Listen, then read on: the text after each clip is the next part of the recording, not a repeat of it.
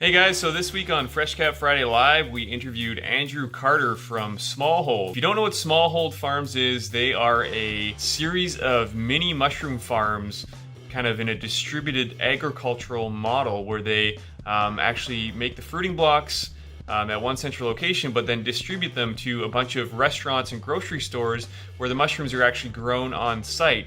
And they're super cool looking little mini farms with blue LED lighting where the mushrooms are grown right there at the point of sale. And what's so cool about this is it's truly farm to table in the truest sense, whereas the mushrooms are about as fresh as you could possibly get them, which works really well with species like oyster mushrooms that don't travel well, and a lot of the exotic mushrooms that display nicely that people don't really typically get to see. We had a really fun conversation. Andrew talked a lot about his business model, how it works. He talked about some of the challenges they're facing and some of their plans for the future and some of the other cool stuff that Smallhold is doing. So I think you'll enjoy this conversation. Again, we do this kind of thing every single week, so if you want, tune in to FreshCap Friday Live. We usually do it at 11 a.m. Mountain Time or 1 p.m. Eastern Time, and it's usually on Instagram and Facebook. So hope you enjoy this conversation I had with Andrew from Smallhold, and we'll see you all next week.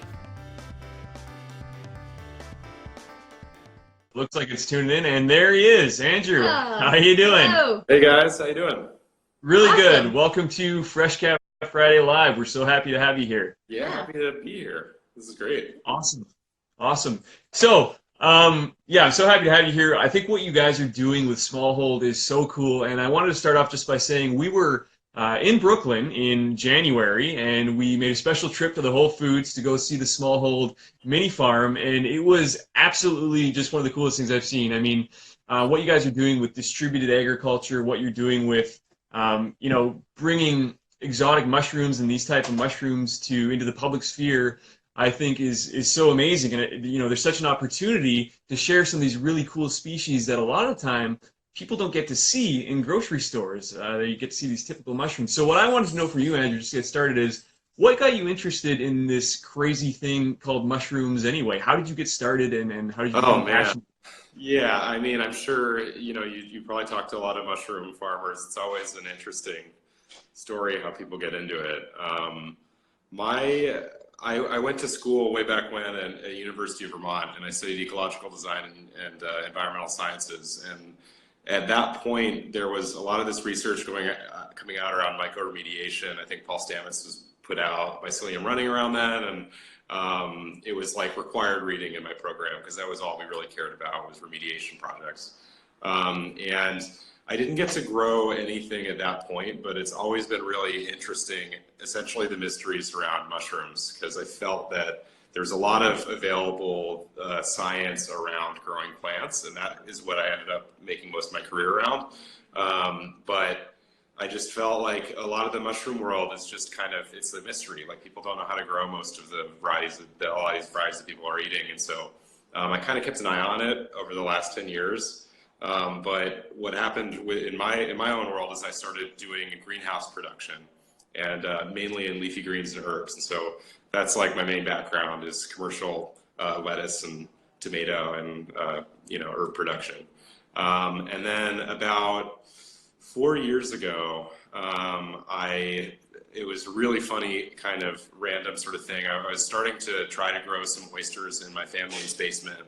Kind of how a lot of people try to do it. I was doing straw cultivation, doing big pasteurization in these big metal barrels, and I had some friends that had this space in Brooklyn, and they let me put a shipping container there. And so I saved up a little money. I put a shipping container there and started fruiting mushrooms in there. And at that point, we had a lot of interest. We were actually the only people trying to grow mushrooms in the city. There's this big urban agriculture thing happening in New York. But we were the only ones really doing mushrooms. And so we started getting asked, hey, can we do this on site? Can we do this in our basement? Can we do this in our store? And we started developing the technology to do that. And it just kind of, snowballed from there.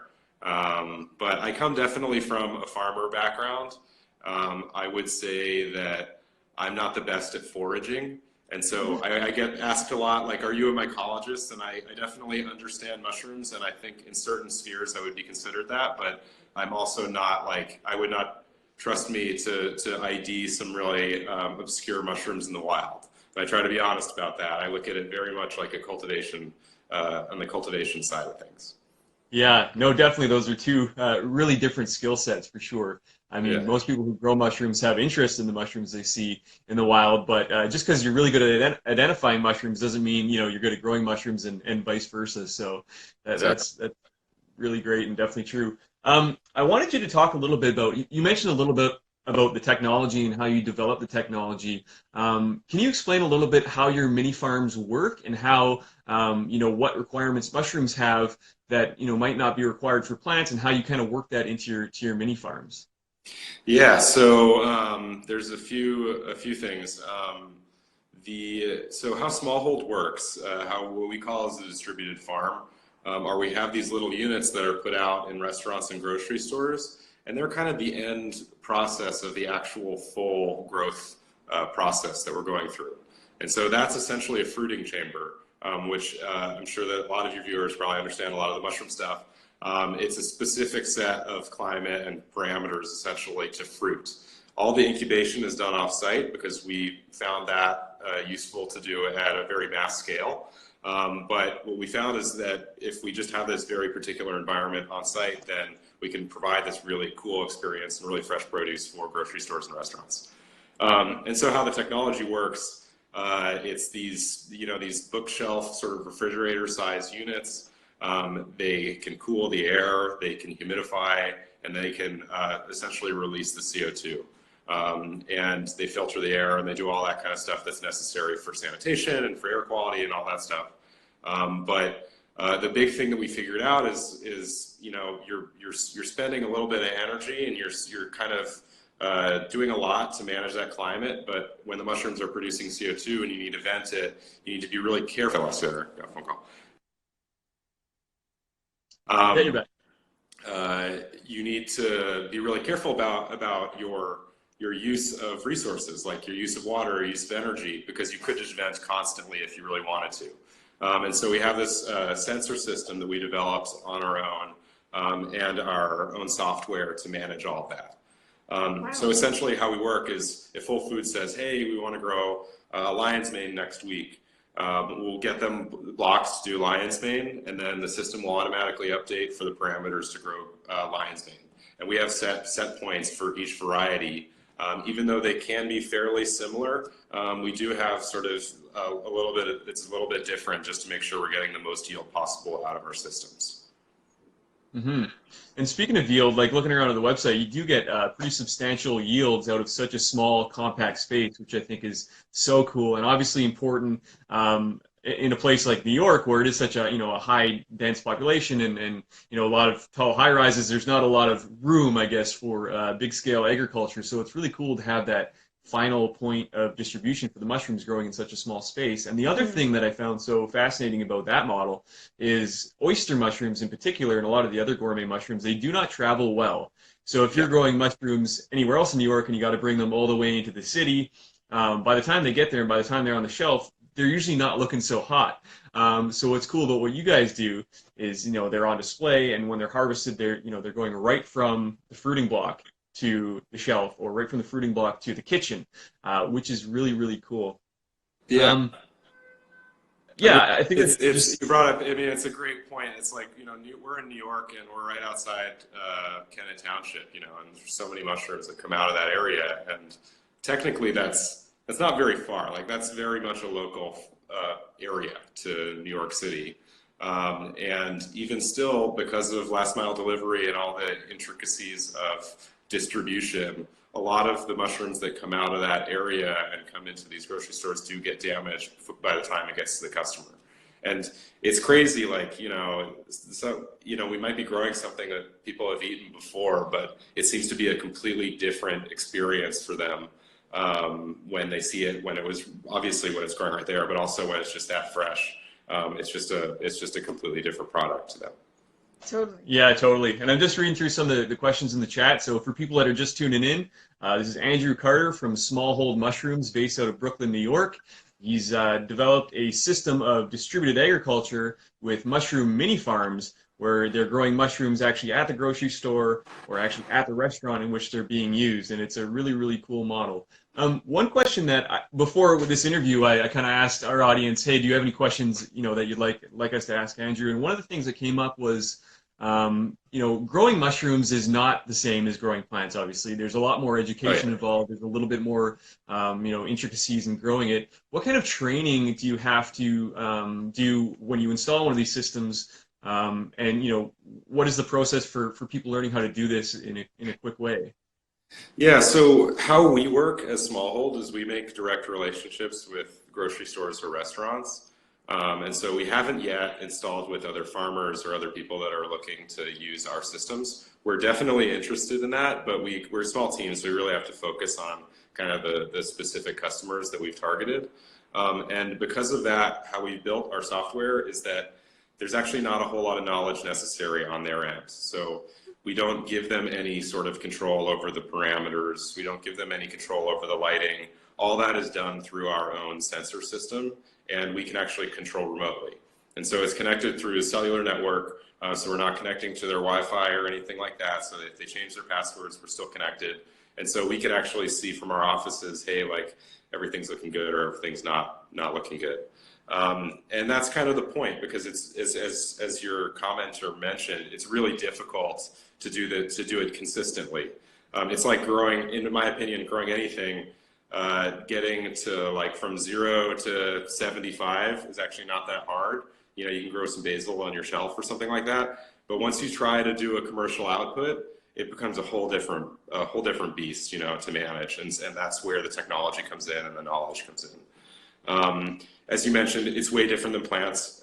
My background, where I saw the overlap, was in climate management. And even though the parameters are very different, like with plants, you're actually trying to increase the amount of CO2 and it's a little bit less humidity. Some varieties want a little bit more humidity, but a lot of time you're trying to remove humidity from your plant zone. And so you're kind of looking at the opposite environment for mushrooms. But the ways that you think about your microclimate around your crop and how the systems work, there is kind of a crossover in understanding your equipment, and that's where I started. And then obviously there's food safety and sort of the relationships around that are really important, that are kind of across all types of agriculture. Mm-hmm. Very cool. And team, if there are any questions from the chat, feel free to bring them up. One of the things, again, that I like so much about this is it's so meta. So anybody who grows mushrooms knows that you start with grain spawn and you put it in a substrate and you mix it up as good as possible, and you have all these different inoculation points. And one of the ways I like to think about your mini farms is there's all these different inoculation points all over the place. And they continue to expand, and I'm sure you're going to see more and more of these around. Do you guys, so right now, how many mini farms do you have, and do you have plans to kind of grow your model outside of New York? You might already have, if So we have one in New Jersey at a Whole Foods out there in Bridgewater. We have 9 units now. We started a couple of years ago. It took us about a year to sort of develop the first version of the product. And so we're constantly developing, and you're totally right. Like that's how we actually see it, as kind of this network that is growing slowly, but faster and faster and faster, and just spreading pretty much everywhere. We have interest from all over the place to do this. I think it's people want to experience their food. People are very excited about the mushroom industry right now, and so we kind of answer a lot of questions that people have. And I think that a lot of the grocery stores and restaurants are excited to offer something like this to their customers. And so we're in a good place, and we do definitely plan on going to other areas. Obviously, starting sort of in the Northeast, but definitely through the United States pretty soon. That's great. Yeah, that's really wonderful. Awesome. And yeah, they are really eye-catching. They're so they're beautiful. They're beautiful. Yeah. Thanks. You're really drawn to it. One of the things, again, another question we're getting quite often is people really like the blue light. And I know from growing mushrooms that blue light is known to trigger pinning, but is there a specific reason other than just the aesthetic that you guys decided to use the blue LED lighting in a lot of that, or is that just for looks? The looks help, but we chose because we looked at all the research showing that it helps with the pinning. And again, like we have to be very consistent because we're using other people's space. And so every trick in the book we can use, we have to use with these systems. They have very, like the climates are really tuned in, the humidity is really tuned in. It can go through these different sort of phases throughout the growth process. The light is important as well. because it just needs to be as efficient as possible with that use of space. Mhm. There's a little bit of evidence that that also will produce vitamin D, like in the mushrooms, will help stimulate that. We haven't done any significant testing on our crops. We don't have, that kind of a budget to hire a lab to do that. But there are other growers that are actually going and exploring that and finding that data. That's something that helps them market their product and stuff like that. And so, as you guys know from growing, they just kind of need light. We've grown with all sorts of different light, and we've had sort of similar sort of outputs, but we've found in our experience a better time with the blue lights, and so we've just kind of gone that route. Additionally, it's big because I come from the plant world. The big reason that a lot of people use specific spectrum light is what they call it there, when you see the purpley light, is because technically you should be using less energy. Rather than using your energy to produce all the spectrums, you're really only focusing on the specific spectrum that's necessary. It makes more sense with photosynthesis than with mushrooms, but just because you're only focusing on a spectrum, technically you should be using less energy than you would before. Mm-hmm. I think that makes a lot of sense. And using less energy, another thing that mushrooms are wonderful for is, they can actually be grown on spent or typically waste materials, which is another really interesting aspect of mushroom cultivation and urban mushroom cultivation. I wanted to know a little bit about what you do with the spent blocks, or once the mushrooms are done growing, you have this massive mycelium and I assume sawdust or whatever it is. What do you guys do with that, and what's your process for kind of coming full cycle on the mushrooms? Yeah, so majority of it's composted. We have big composting programs that we work with here in the city, and so we don't do our own compost, but we have compost groups that take it, and then usually it goes distributed into either urban farms in the area, or they sell it as compost, and so it goes to the right place. We also have a bunch of educational programs that'll take our spent blocks because they actually usually have a lot of life in them still. We just have to produce as much as possible really immediately, but you can definitely continue to fruit them for a couple months if you really wanted to after we remove them. And so we're all about that. If anyone here is listening and wants blocks for a school or for a community garden or anything like that, we just try to support that as much as possible. But generally we're producing a lot of substrate, like waste, spent substrate, and so that usually goes to the compost. Yeah, and in the compost pile, I'm sure you usually find a lot of mushrooms. We see the same thing. I mean, we make jokes about the next big mushroom farm are our composters. Yes. No, without a doubt. I mean, generally the first flush is the best one, and after that it's not as good. But mushrooms tend to give and give and give, so you'll often see them fruiting again in the compost pile. Another thing I wanted to ask you is, what do you think, either with your business model or with your technical challenges, or getting people introduced to mushrooms, what is kind of your biggest challenge that you're trying to overcome right now? Yeah, I mean, there have been a lot of challenges. We initially, when you're doing something that people have never seen before, there's confusion. It's like we had this belief that this thing is going to be big, and we had drawings of what we wanted to build, and we got in the door with some really amazing people, but until it's built, it's really hard to actually explain that. And people are like, mushrooms on site? How does that, what is that? That's crazy. But then as soon as they started seeing it, it's like the story tells itself, and it makes a lot more sense, and now it's not even a question for the people we talk to, because we can go, take them to Whole Foods or wherever you want to go. There are, you could imagine, technical challenges. Like, we have luckily a team now that can do a lot of the software work and the hardware work. With all the equipment that we use, we definitely use some stuff that's off the shelf, but especially with the sensor system and our software, we couldn't find a solution that was essentially built for a small scale farm. What I found, and it's the same with Greenhouse World, most equipment that's out there is either for a very large facility or it's for a hobby sort of thing. And once you kind of try to graduate from hobby, it's really hard to find the right equipment, in my opinion, without going the extra step and going and trying to build a giant facility. And so the equipment that we really want is like small scale, high tech stuff, and it just wasn't there. And so we had to build it ourselves.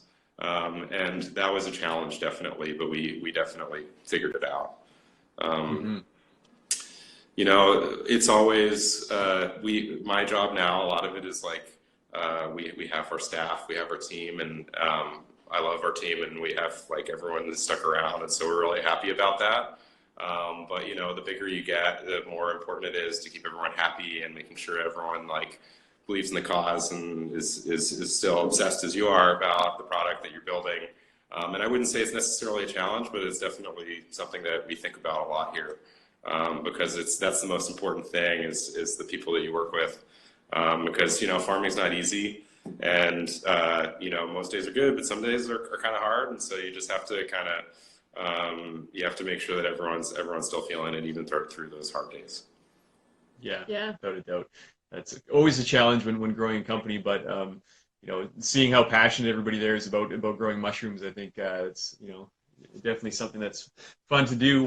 Another question I wanted to ask you about was, do you see any potential for people who maybe don't own a restaurant or, you know, not grocery stores, but they just want to grow mushrooms at home? But of course, you know, you can't just put it in your bathroom or whatever. Sometimes you need something like a mini farm, and a lot of people will build their own out of a 4-tier greenhouse or whatever, but, you know, they're messy and they leak and they cause the house to increase humidity. Do you see potential for, you know, home growers potentially being able to purchase something like a mini farm and have at their house so they can grow mushrooms there? Yeah, definitely. I mean, how we look at our service, because a lot of it's associated with our service as well, is what we like are people that are looking to have sort of like a side hustle in growing some mushrooms for maybe a local restaurant or two, maybe going to their farmer's market, because these things aren't that big and you can actually grow more than your family would need. I love mushrooms, but I can't go and eat 30 pounds a week of mushrooms. Yeah. And so, but you know, through our service and everything, it's actually quite affordable to do this. And so you could definitely make a healthy markup and sell it to whoever you really want to sell it to. That was actually the original concept of this company, because I'm used to working with farms. I like the idea of having someone who might have had a seasonal production, or just maybe they're just doing lettuce and they wanted to add something easily to go and sell into their channels. And so we could provide this system. It's really hands off for them. All they have to do is pick it, and then they can sell it to whoever their customers are. I still think it's a great way to do this. We're just in an area and in a place where most of the customers that we're associated with are these retailers and restaurants. But absolutely, I think that there's all sorts of ways to use this kind of technology and this kind of service in the future. Yeah. Yeah, definitely. I can see, 100%. you know, there's a huge opportunity for that because, you know, a lot of people garden at home, right? But very, very few people grow mushrooms at home. And the thought is because, well, you know, it's complicated. I don't have a laboratory. I don't have a pressure cooker, all that stuff. But with something like, you know, being able to, you know, get the blocks delivered, a lot of the hard work has already been done. A lot of the difficult, Exactly. you know, intense work has already been done. And now you can just get the enjoyment of fruiting mushrooms. And I know people do get mushroom kits, and Back to the Roots has done some cool stuff with that. And they work, but you know, not as well as everybody would hope, because there is, you know, that environmental factor that is so important. I don't want to take up too much more of your time. I wanted to ask one more question though. Do you have a favorite mushroom, and what is like what is your favorite mushroom to see growing in your mini farms? I mean, it happens. It changes all the time. Excuse me. Because we grow a lot of different kinds of mushrooms and I eat a lot of them. Right now, I'm really excited because king oysters, we grow a lot of like royal trumpet, king oysters, oringii, whatever you want to call it. But it was actually the first mushroom we tried to grow when I was doing it in the basement off of straw, and I don't know why I chose that as the first mushroom, because it's not the easiest one to grow consistently. But it's like it's always been. You know, it has a place in my heart because it took a while, but I ended up figuring it out, and then the systems just are getting better and better and better at growing it, and our team is getting better at growing them, and we just are getting these amazing flushes right now, and it's just like, it's so beautiful when you have these big king oysters and you can do whatever you really want with them. They're like having a steak, you know, and so it's just like, they're the most fun, in my opinion, to cook right now. But I like them all at this point. Yeah, I try not to have too many favorites, you know, if possible. That's a good call. Yeah. Yeah, I think a lot of people like growing the king oysters because number one, they do have that bit of a longer shelf life than say something like a pink oyster or whatever that Yeah. does not last very long. Yeah. So yeah, and they also don't require as much fresh air from what I've seen, so they're a little bit more easier to grow in a smaller space. Yeah. So that's really cool. Again, I don't know if you see any more questions from the chat, but I think we'll. I finally logged in, but I don't see any from when I logged in till now. Okay, so. that's great. Well, again, I don't want to take up too much more of your time. I want to Okay. thank you again, Andrew, so much for joining us. I think what you guys are doing at Smallhold is just amazing, and I wish you guys all the best. Anybody watching, if you want to learn more about Smallhold, where can they find out more about what you guys are doing? I mean, you can definitely check us out here on Instagram. It's probably the best start, just at Smallhold. And you can click on our website there. We're at smallhold.com. If you're ever in Brooklyn or New Jersey, you can visit our systems in Whole Foods or visit some of our restaurant partners. It's all on our website, so I'm sure you could find all of that at smallhold.com. Okay, awesome. And if anybody else in the chat is watching, they had a question that they missed, feel free to send an email to support@freshcapmushrooms.com, and we'll see if we can answer that question for you. So again, thank you so much for coming on the show. All the best in your business, and yeah, I can't wait till next time we're in New York. We're gonna have to come back to the Whole Foods and take another look. So yeah, thanks again, and have yourself a great afternoon. Yeah, happy Friday. Happy Friday. Thank you.